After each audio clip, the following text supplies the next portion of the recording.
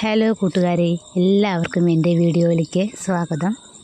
ഇന്നത്തെ video ADS വാർഷികത്തിൻ്റെ ഒരു യൂട്യൂബിൽ ഞാൻ ചെറിയ ഭാഗം കാണിക്കുകയാണ് കേട്ടോ. അപ്പോൾ മാന്നനൂർ സ്കൂളിൽ വെച്ചിട്ടാണ് ഞങ്ങളുടെ ADS വാർഷികം.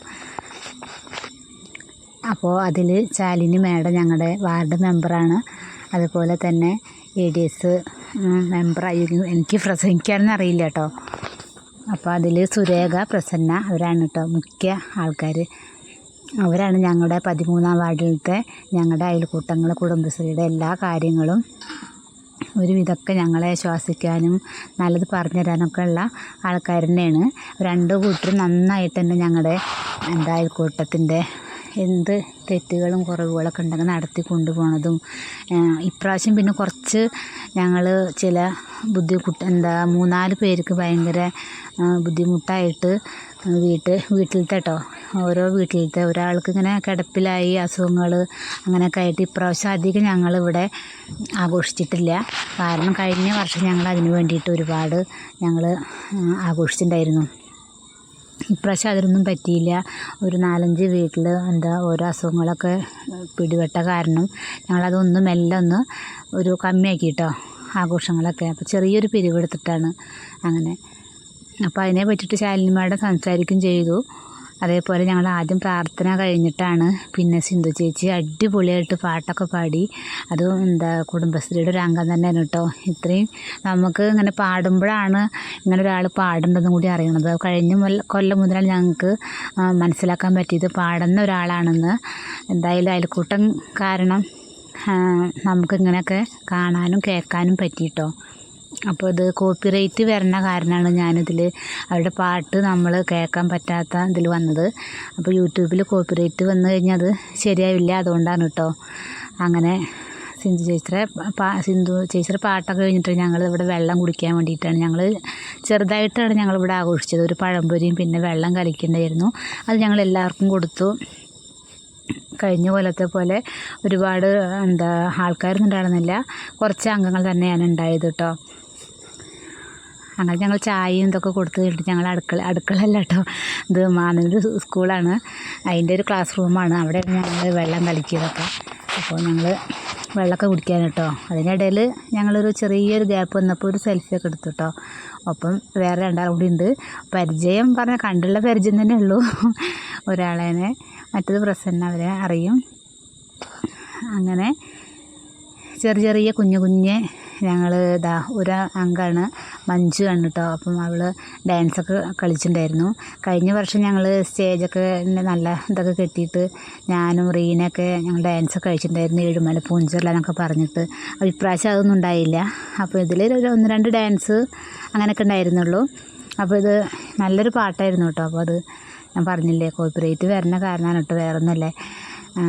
അതേപോലെ തന്നെ കുട്ടി കഥാപ്രസംഗം അടിപൊളിയായിട്ട് അത് അവതരിപ്പിച്ചു.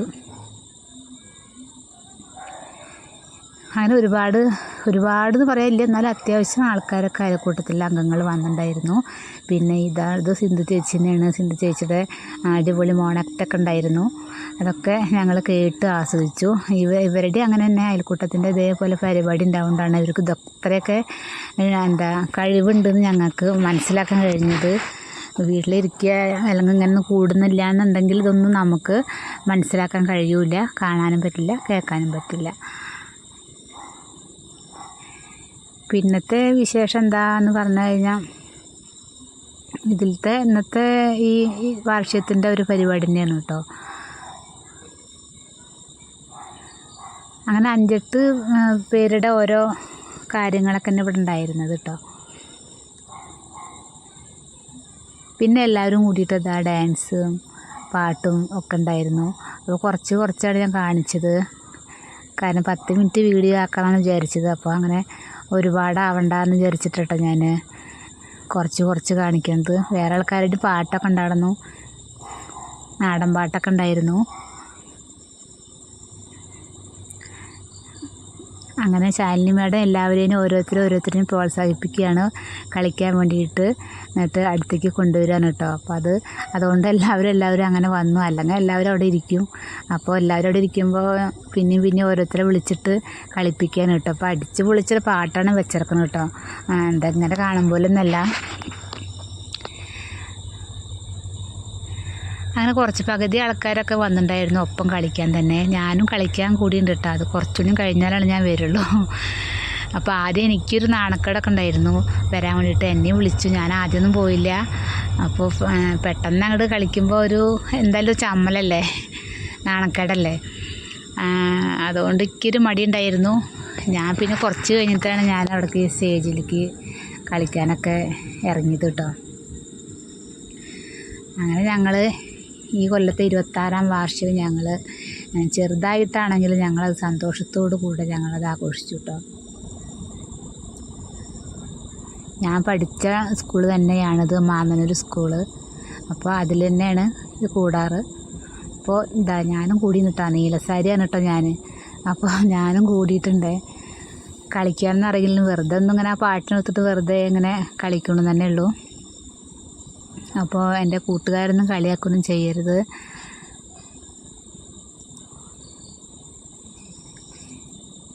പിന്നത്തെ വിശേഷം എല്ലാവരും വീഡിയോ ഫുള്ളായിട്ട് കാണണം കേട്ടോ. ഞാൻ ഇപ്പോൾ 2 ദിവസം ഇട്ടുണ്ടായിരുന്നില്ല, വീഡിയോ ഒന്നും ഇട്ടുണ്ടായിരുന്നില്ല. എന്നും ഇടാനുള്ള ഇതൊന്നും കണ്ടില്ല, അതുകൊണ്ട് ഞാൻ ഇട്ടില്ല. അപ്പോൾ ഇന്നത്തെ ദിവസം പിന്നെ ഞങ്ങളിങ്ങനെ കൂടിയത് ഇടാമെന്ന് വിചാരിച്ചു, അതുകൊണ്ടാണ് ഇതിട്ടത്.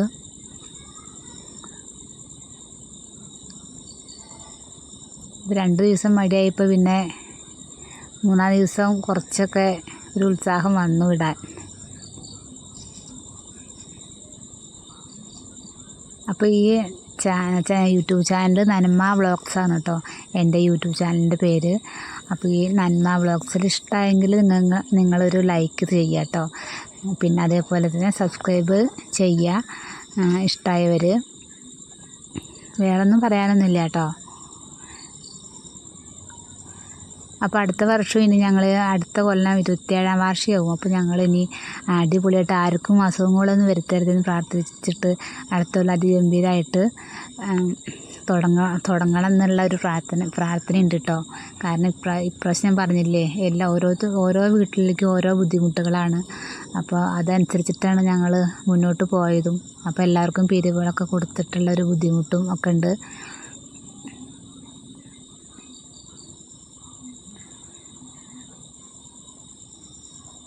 അപ്പോൾ എൻ്റെ കൂട്ടുകാരിത് പ്രസംഗിക്കണ പോലെ എന്ന് വിചാരിക്കരുത് കേട്ടോ. ഇതിപ്പോൾ അയൽക്കൂട്ടത്തിൻ്റെ ഇത് കാരണം എന്താ പറയാമെന്ന് എനിക്കറിയണില്ല.